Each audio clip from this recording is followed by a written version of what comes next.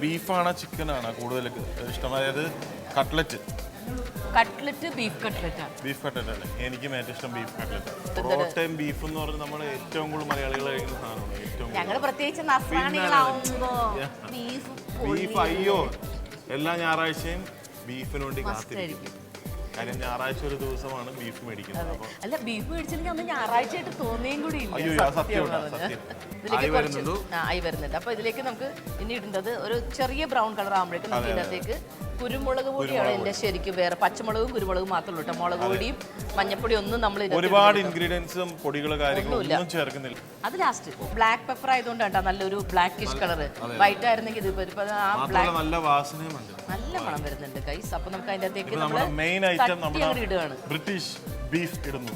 British beef എന്ന് പറഞ്ഞാൽ ഇവിടെ തന്നെയുള്ള ബീഫ്. അത് ഇവന്റെ സ്പെഷ്യൽ ആഡ് ഓൺ ആണ്. അതെ പിടിച്ചോ മോനെ.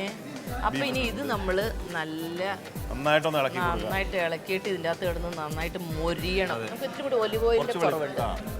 ഒലിവ് ഓയിൽ കുറച്ചും കൂടി ഒഴിച്ചു കൊടുക്കാം. എന്തൊക്കെ പറയാൻ ഒലിവ് ഓയിൽ പ്രിപ്പയർ ചെയ്യുന്നതിന്റെ ഒരു സുഖം വേറെ പറയാതിരിക്കാൻ വയ്യ. ഞങ്ങൾ അതിന്റെ ആൾക്കാരാ ഒലിവ് ഓയിലിന്റെ.